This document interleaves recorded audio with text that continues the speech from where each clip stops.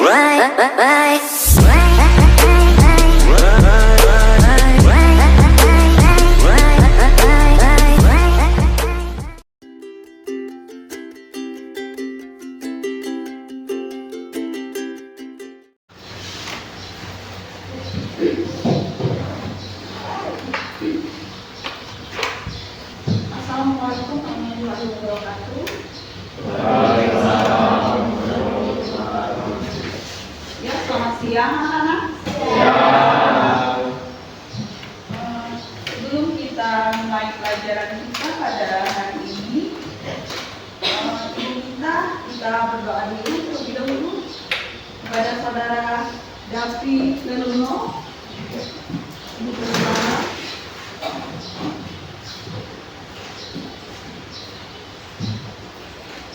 Teman-teman, sebelum kita mulai pelajaran kita, alangkah baiknya kita mulai dengan berdoa.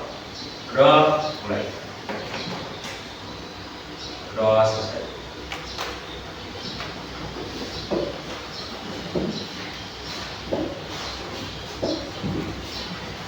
Anak-anak, alhamdulillah sekali kita pada hari ini bisa bertemu lagi pada pertemuan kita pada hari ini. Bagaimana kabarnya hari ini anak-anak? Baik. Ibu mengajar kehadiran kalian pada hari ini. Angelika, Ibu. Almi Anjani, Ibu. ya. Anak-anak, pada hari ini kita akan belajar mengenai uang sebagai alat pembayaran. Pada pertemuan sebelumnya kita telah belajar tentang kelangkaan masker. Kelangkaan itu yaitu tersedianya barang dan jasa karena keinginan manusia untuk memerlukan kebutuhan itu sehingga menjadi langka. Pada pertemuan kemarin kita membahas yaitu kelangkaan tentang masker. Masker itu langka kemarin karena adanya wabah COVID-19. Jadi pada kesempatan pertemuan ini kita membahas tentang uang sebagai alat pembayaran. Ibu mau bertanya di sini, apa kalian ketahui terkait tentang uang? Revana. Uang adalah suatu benda yang diterima secara umum oleh masyarakat untuk mengukur nilai, menukar, dan melakukan pembayaran atas pembelian barang dan jasa, serta pada waktu yang bersamaan bertindak sebagai alat penyelesaian kekayaan. Ya. Kita terutama Revana.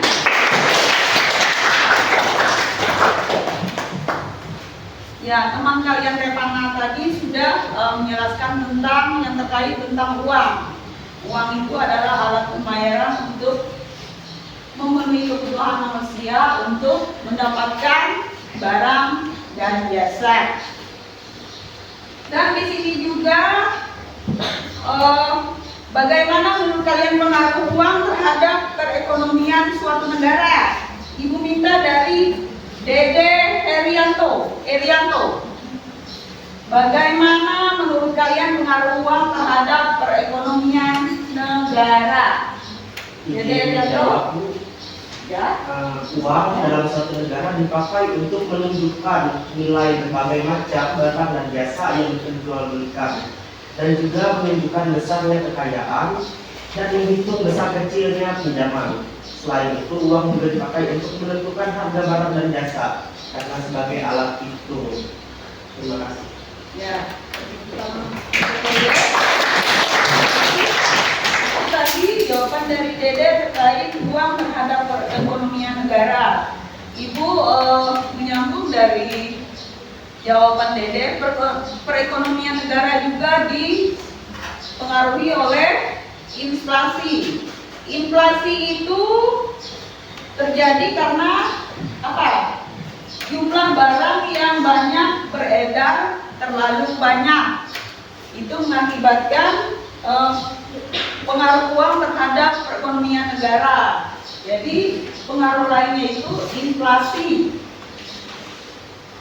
Inflasi itu adalah kenaikan jumlah uang yang banyak beredar terlalu banyak mendorong kenaikan harga barang-barang. Itu yang dinamakan inflasi. Untuk lebih lanjutnya kita mengetahui tentang uang sebagai alat pembayaran, Ibu akan menampilkan video pada kesempatan ini. Anak-anak sekalian bisa diperhatikan, bisa dilihat di situ.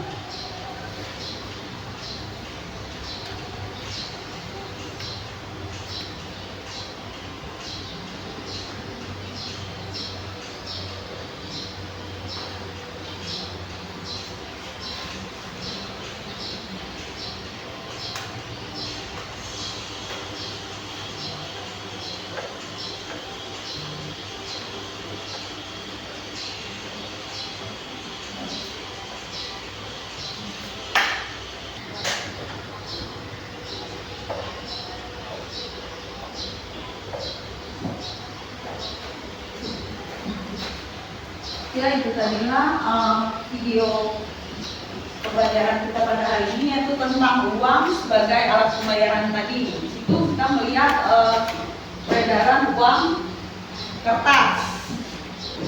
Kita buka buku materi kita pada hari ini, yaitu halaman 166 terkait dengan masalah uang sebagai alat pembayaran.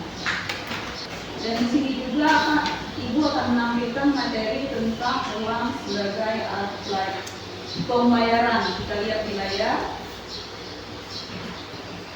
Uang sebagai alat pembayaran. Di sini berisikan definisi uang, sejarah uang, syarat-syarat uang, fungsi uang dan jenis-jenis uang, permintaan dan penawaran. Kita lihat lagi selanjutnya, sejarah tentang uang. Sejarah tentang uang. Sebelum menggunakan uang memenuhi kebutuhan manusia, di sini dengan barter. Kita lihat di sana, barter itu pertukaran apa? Barang dan barang. Dengan ini semakin berkembangnya, tidak hanya berdasarkan barter barang dengan barang, di sini ada juga yaitu emas, perak, tembaga, dan besi dan mutiara. Alat tukar seperti ini itu disebut uang barang. Maksud dari uang barang adalah barang-barang berharga yang dapat berfungsi sebagai alat tukar. Tetapi setelah perkembangan dari waktu ke waktu, alat tukar barang itu diganti dengan uang. Yang kita pelajari pada hari ini yaitu alat tukar, barter tadi, dan alat tukar barang itu diganti semakin zaman semakin meningkat, diganti dengan uang sebagai alat pembayaran. Syarat-syarat uang di situ kita lihat tadi di situ apa?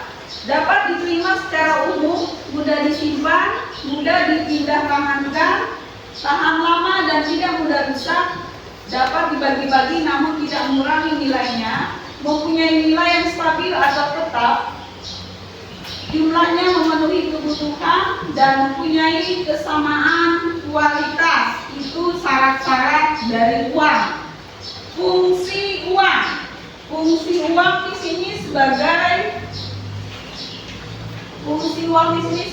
alat tukar, sebagai satuan hitung, sebagai alat pembayaran, sebagai pembayaran hutang, sebagai penimbun kekayaan, dan sebagai alat pembentukan modal dan pemindahan modal, sebagai alat untuk pengukur harga atau nilai, dan sebagai alat pemindah kekayaan. Itu fungsi dari uang. Seperti yang Ibu jelaskan tadi sebelum kita melihat materi ini, jenis-jenis dari uang di situ berdasarkan lembaga dan badan pembuatannya. ada uang kata, yaitu uang yang diberi tanda atau cap oleh pemerintah sehingga berlaku sebagai alat pembayaran yang sah dapat diterima umum di masyarakat. Uang kata juga dibagi menjadi dua. Kata ibu tadi ada uang kertas dan uang logam. Itu yang termasuk dalam uang kata. Yang kedua berdasarkan lembaga atau badan pembuatnya uang gira. Uang gira itu dana yang disimpan pada rekening giro atau demand deposit di bank-bank umum yang sewaktu-waktu dapat dipergunakan untuk melakukan pembayaran perantara cek, bilet giro atau perintah membayar. Itu uang gira. Contoh uang gira yang beredar di masyarakat. Contohnya tadi cek. Cek adalah surat perintah dari orang yang memiliki simpanan di bank atau nasabah ditujukan kepada bank untuk membayar secara tunai sesuai jumlah yang tertulis dalam cek kepada orang yang nama tertera dalam cek tersebut. Yang kedua, giro. Giro adalah alat untuk memindahkan uang gira ke rekening orang lain, tetapi tetap uang gira bukan uang tunai, tapi pemindah uang dari buku yang satu ke buku yang lain. Kalau cek ini biasanya orang menggunakan cek ini biasanya orang memiliki uang yang banyak di dalam rekeningnya. Jadi itu tadi ada dua contoh uang gira yang beredar di masyarakat, yaitu cek dan giro. Selanjutnya perbedaan uang kartal dan uang gira. Kalau uang kartal di sini berlaku dan digunakan di seluruh lapisan masyarakat dan nominalnya sudah tertera dan terbatas, seperti yang kalian lihat di video tadi, kan sudah tertera dan terbatas. Dijamin oleh pemerintah, ada kepastian pembayaran seperti tertera dalam uang, dalam nominal uang. Kalau di video pembelajaran tadi kan ada uang yang 5.000, ada 10.000, di situ kan ada tertera nilainya, ada nilai nominalnya di situ. Dari video pembelajaran tadi dan dari materi yang disajikan ibu tadi, ibu minta kalian dibagi dalam 4 kelompok, satu kelompok 5 orang. Dipersilakan kalian memilih teman kalian untuk jadi satu kelompok. Nanti ibu bagikan pertanyaan-pertanyaan di situ yang perlu kalian bahas nanti dalam kelompok kalian. Ada lembar kerja kalian mengerjakan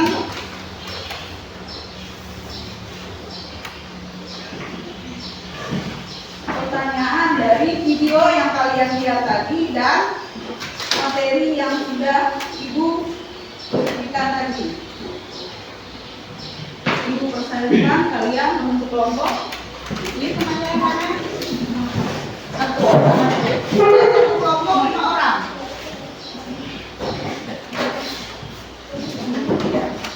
Ayo, dari temannya.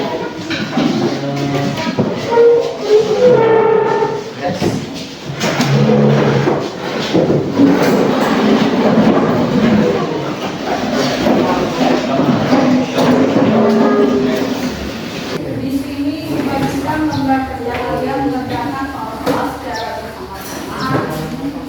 Jadi dalam kelompok ini kalian saling berkolaborasi, artinya saling mengerjakan. Nanti kalian di sini ditulis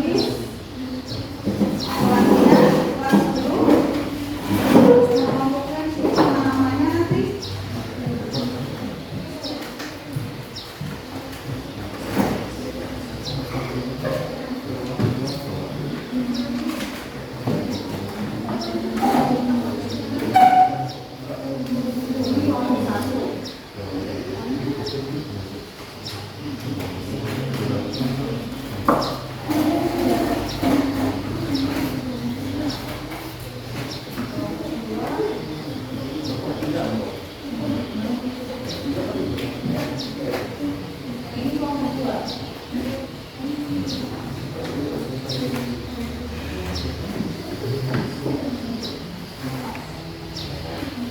persilahkan mengerjakan soal pertanyaan itu secara bersama-sama dalam kelompok.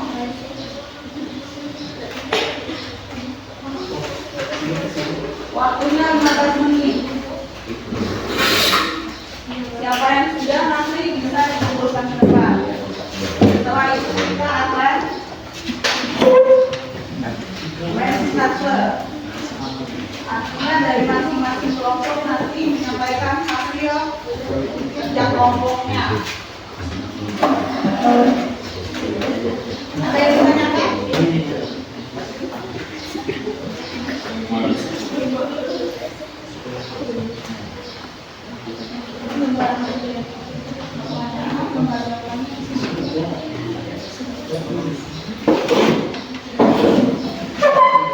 Jangan lupa nama dalam kelompok itu, jangan lupa.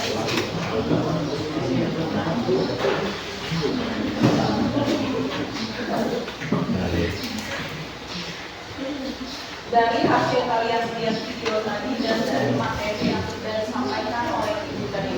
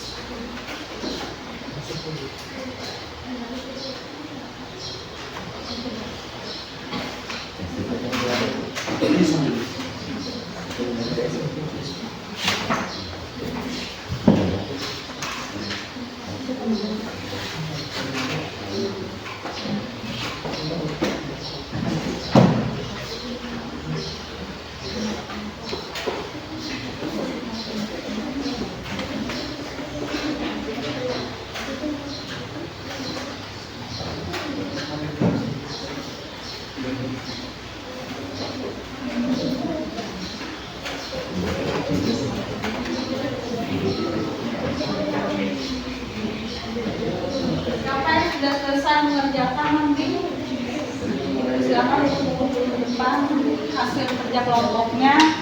Jangan lupa namanya setiap kelompok.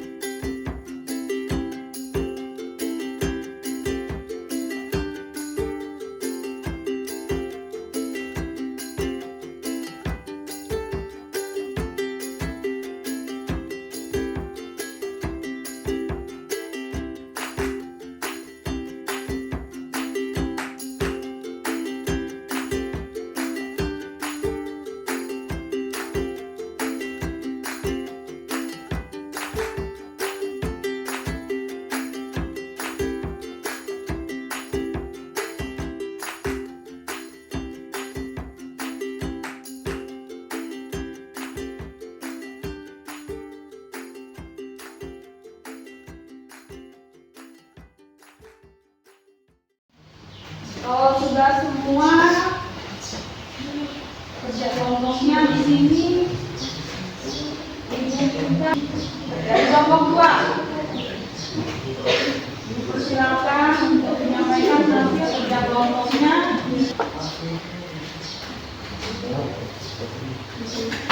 Perkenalkan, kami dari kelompok 2 dan kami akan jawab hasil dari kerja kelompok kami. Yang pertama, jelaskan apa pengertian dari uang.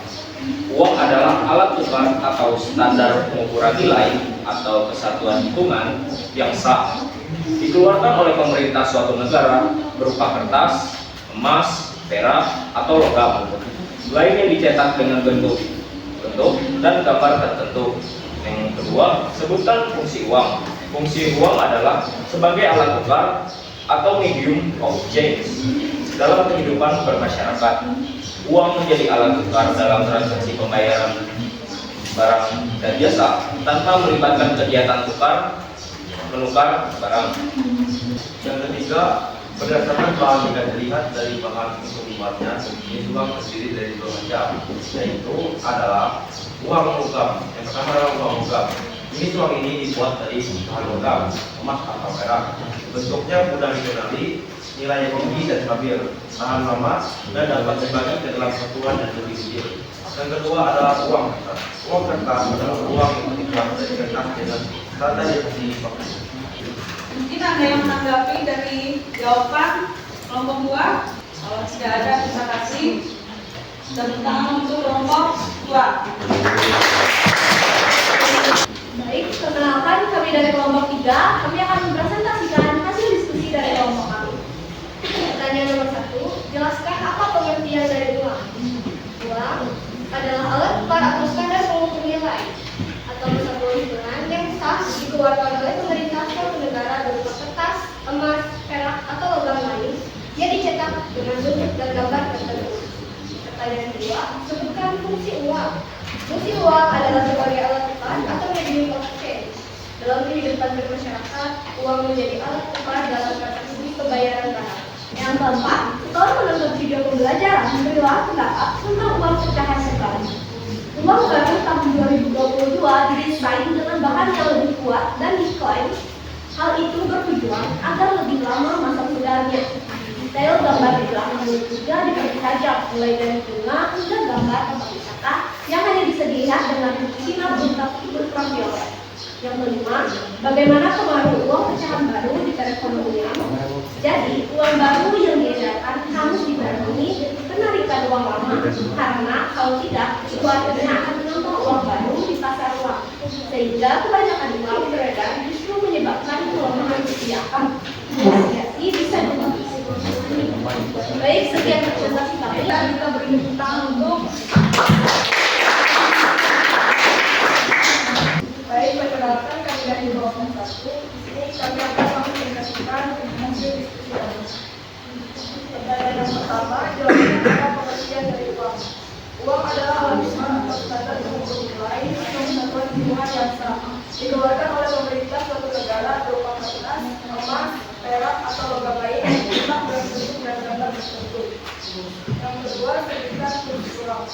Fungsi uang adalah sebagai alat tukar atau bentuk dalam kehidupan bermasyarakat. Uang menjadi alat tukar dalam transaksi pembayaran barang dan jasa tanpa melibatkan kegiatan tukar menukar barang. Yang ketiga, berdasarkan bahan bisa dilihat dari bahan untuk membuatnya jenis uang terdiri dari dua macam. Menurut bahan pembuatannya, uang dibagi ke dalam dua jenis, yaitu yang pertama uang logam.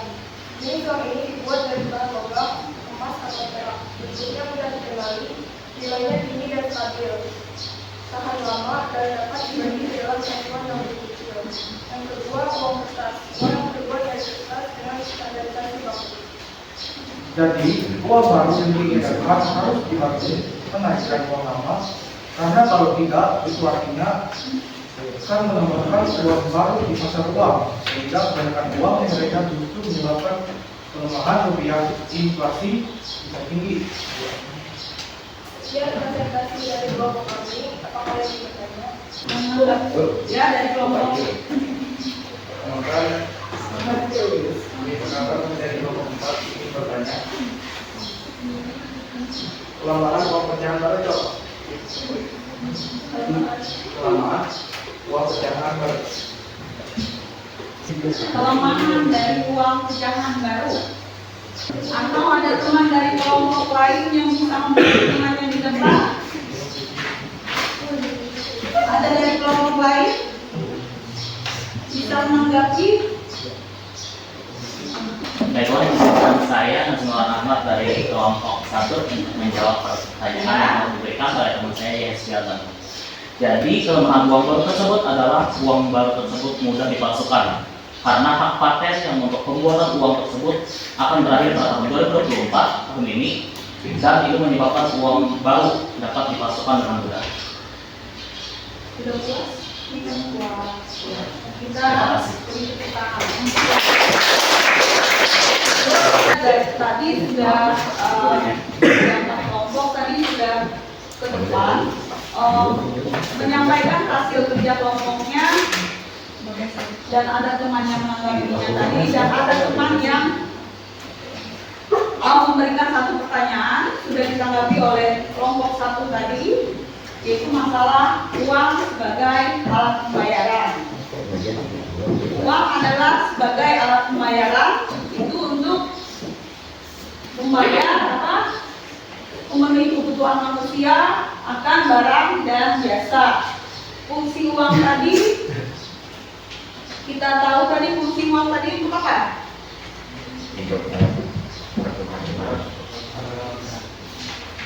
Apa? Ya, sebagai alat tukar. Apa lagi? Sebagai satuan hitung. Apa lagi? Standar pembayaran. Ya, sebagai standar pembayaran. Dan uang tadi terbagi menjadi dua. Ada uang kartal, ada uang viral. Yang termasuk di dalam uang kartal itu berdasarkan bahannya. Yang pertama, uang logam. Uang logam itu ada tulisannya Bank Indonesia di situ dan ada tertera nominalnya di situ. Terus yang kedua, uang kartal yang kedua berdasarkan bahannya uang kertas. Di situ juga tertera ada nilai nominalnya, ada nomor serinya di situ, dan ada nilai rupiahnya. Itu yang termasuk di dalam uang kartal tadi. Yang kedua tadi uang viral. Yang termasuk dalam uang viral tadi cek dan giro. Cek dan giro itu tidak bisa dipergunakan secara umum seperti uang kartal.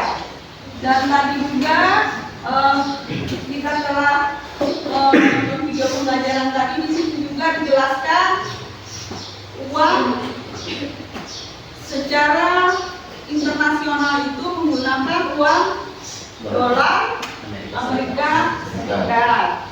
Kalau di ruang lingkupnya kecil, contohnya tadi apa? Uang digunakan misalnya mata uangnya rupiah itu Indonesia, ringgit Malaysia. Sampai di sini dulu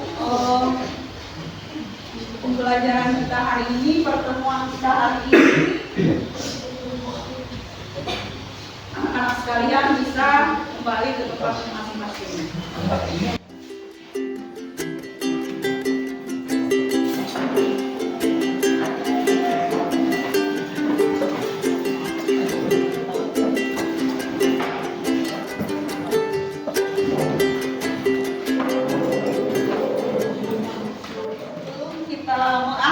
Pertemuan kita pada hari ini yaitu tentang uang sebagai alat pembayaran. Kita berdoa untuk pulang. Kami persilahkan untuk yang berdoa untuk pulang, anak-anak.